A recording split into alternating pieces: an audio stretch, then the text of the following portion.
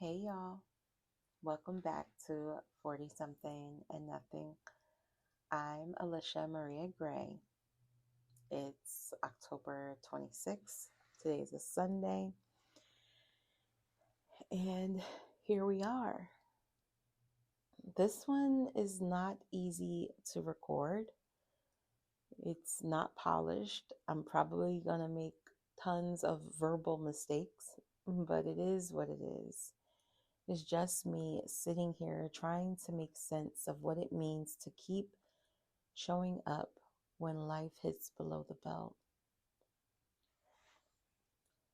Friday, October 24th, I got the kind of phone call that completely knocks the air out of you. You know, my husband called me up around 2. And before I could even say, yes, babe, or before he could even say anything, I knew something was off. Something just didn't feel right. I could just tell immediately. And my husband proceeded to let me know that my mother-in-law had just passed away. And even as I say that, right now, even as I say that, part of me still doesn't want to believe it. I'm married to the baby of the family. He's the youngest son. So my husband is completely heartbroken and devastated. The family is heartbroken, and I'm heartbroken, especially because I'm so far away right now. I'm here trying to hold space for everyone, my husband, remotely, while figuring out where to put my own grief. There's this strange quiet that follows loss. Not silence, because the world, of course, keeps moving, but that heavy, invisible quiet that just sits inside of you. The one that makes every other sound feel way too loud, and every laugh just feels almost wrong. And then life, in its usual no pause fashion, required of me to show up on that very same day, on that very same Friday, that very same evening. I was required to show up to a work event.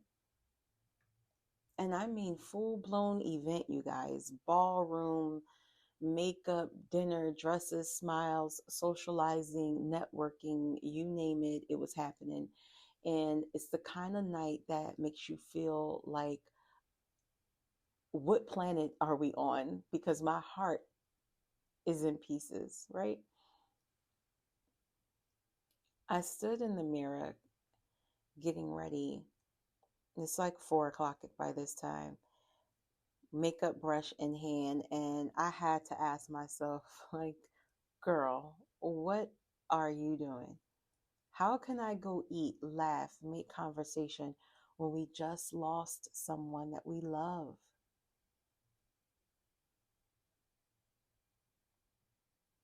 But my husband encouraged me to go, and I had to muster up the courage and the strength for myself to go, but I went.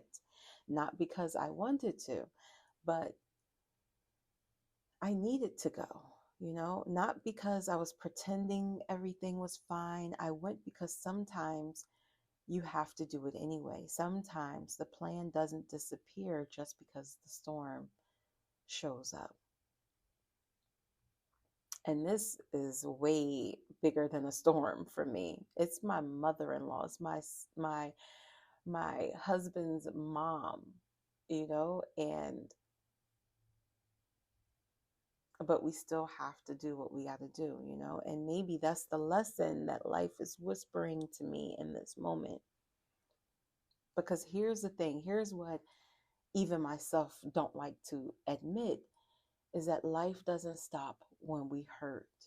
The emails still come in, the deadlines still stand, rent still need to be paid, the kids still need to be fed. And that's the part that feels so unfair, because on Friday, My husband's world, my world was completely cracked open, but everyone else's clock is still ticking. You look around and you think, don't y'all feel that? Don't you feel something has just shifted? But the world keeps moving and you have to find a way to move with it. That's when discipline becomes sacred. It's not about grind culture. It's not about the grind. It's not about ignoring your feelings either. It's about holding on to something that reminds you who you are when everything else feels foreign. You can cry while you walk. You can ache while you work. You can mourn while you keep your word and your promises to yourself, because sticking to the plan doesn't erase the pain, but it can sometimes give the pain somewhere to live while you heal.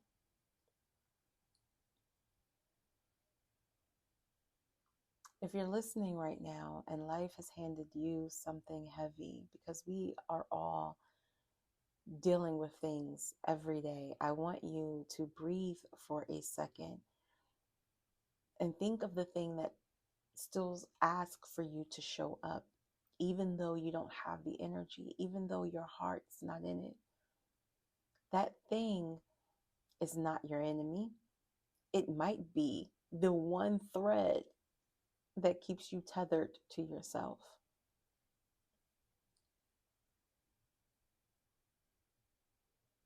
I get through the event. I do the socializing and the networking and showing up for the company. I did that. And then Saturday morning rolls around and I woke up with that fog behind my eyes, the one that comes after you've cried more than you've slept. And all I wanted to do was just stay in bed. But instead, I put my shoes on and went for a 5-mile walk. You see, I had agreed to this walk a few days before. And thanks to Lady Zanita, I couldn't back down. I couldn't back out. Not because I'm superhuman, not because I was okay, but because I knew I needed to. I needed that walk more than anything at that time. And this was not even something that I expressed to Zanita. So I don't even think she was aware of how much I needed that walk in that time.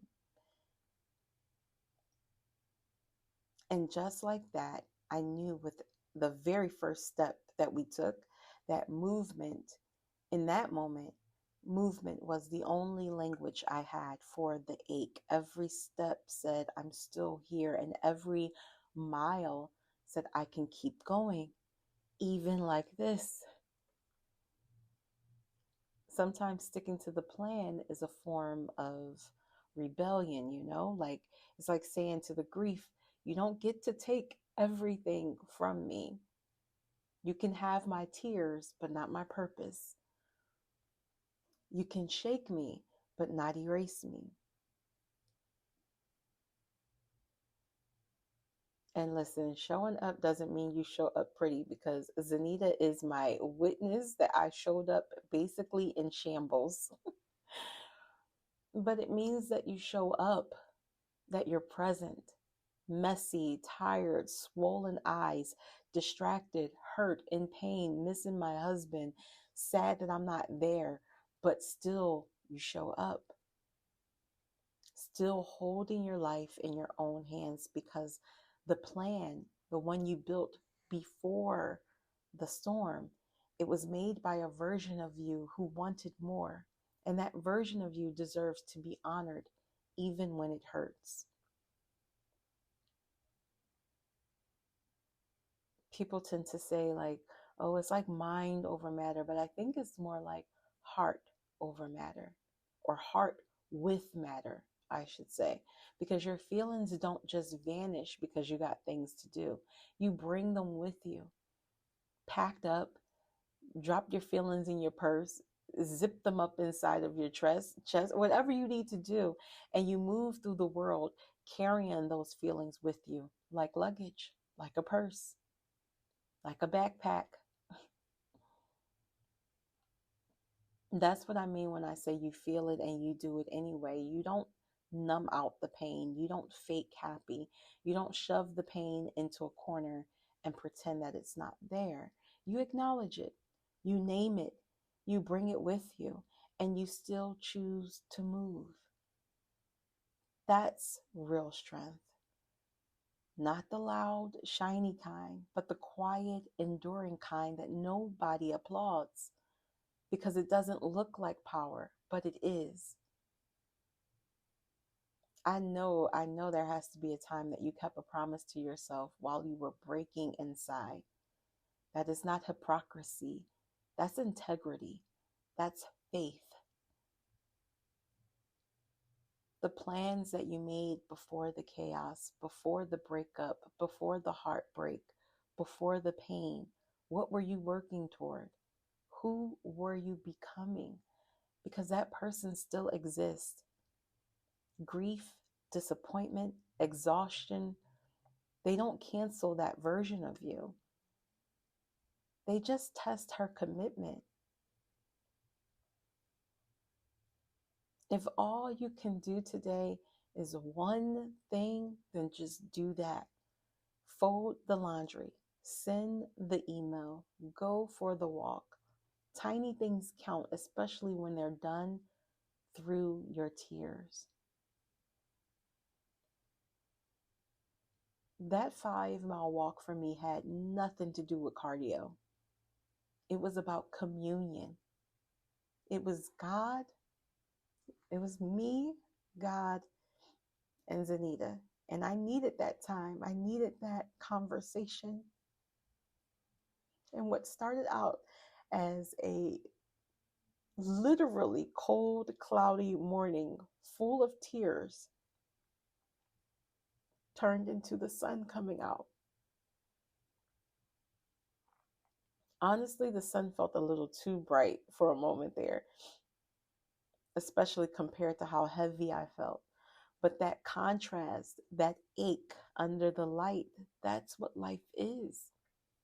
We keep living in color even when we feel gray inside.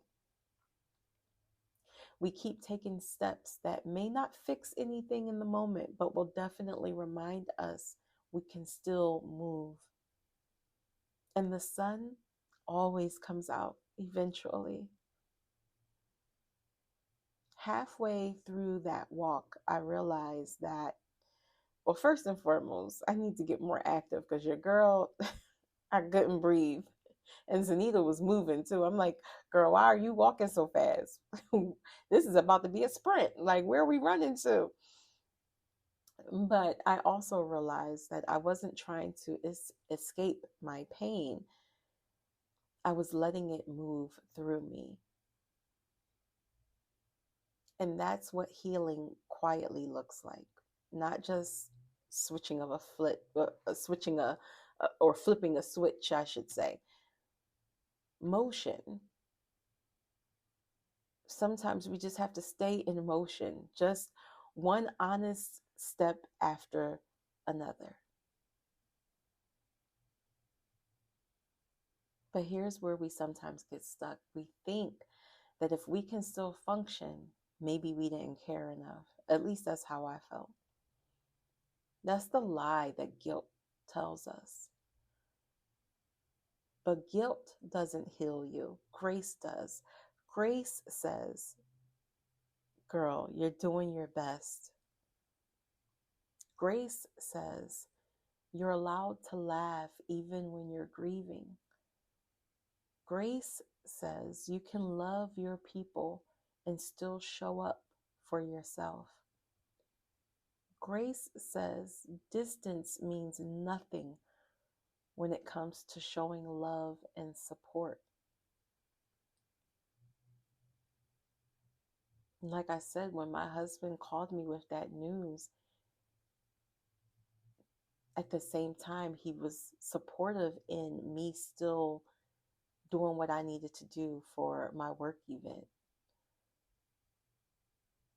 I even had to slip out in between the ceremonies and the awards that were being presented, and I slipped into the bathroom and I called him, and here I am in the bathroom ready to cry and bawl again, and he's like, no, tell me about the event, tell me about everything that's happening, tell me about the stage, tell me about the awards, tell me about the food.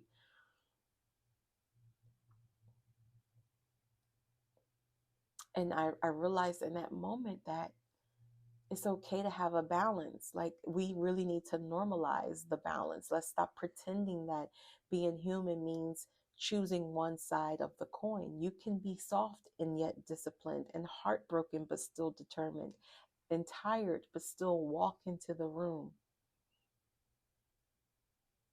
That's the real definition of doing it anyway. Not forcing yourself to be fine, but just refusing to abandon yourself when you're not. If you're listening right now, and again, you're carrying something heavy, a loss, a disappointment, an ending, I see you. You're not behind. You're not weak for needing to pause. And you're not wrong for still showing up when you know you'd rather not. Feel it, because I'm feeling it right now. Even in recording this episode, my face is full of tears. But you feel it. Let the tears do what they need to do. And then when you're ready, maybe not today, maybe tomorrow, you do the thing that anchors you, the thing that keeps your soul from unraveling. Because the truth is, that's what healing really looks like. Today, on this beautiful Sunday, I'm still heartbroken, very much heartbroken. I'm still trying to process everything, still sitting in the middle of questions that don't have answers. But I'm proud that I showed up. I'm proud that I didn't disappear from my own life. I'm proud that my husband was still so supportive. And during a moment that I know was so trying for him, still supported me in that moment. That's what sticking to the plan really is. Refusing to disappear even when it hurts to exist. So wherever you are right now, maybe in your car, maybe in your home, kitchen, maybe walking, whatever it is, remember, you don't have to wait to stop hurting before you keep living. You can carry the ache and still choose to do the next thing. Feel it and then do it anyway. Feel the tired and still hit the gym. Feel the ache or the heartbreak and still focus on that business that you're building and that brand that you're creating. You feel it and you do it anyway. I love y'all so much. So much. And I want y'all to be blessed this week. Take care of yourselves. And I will talk to y'all next Sunday. And to my beautiful, beautiful mother-in-law, rest in paradise, Winsome NuNu Allen. We love you so much. And you are so missed.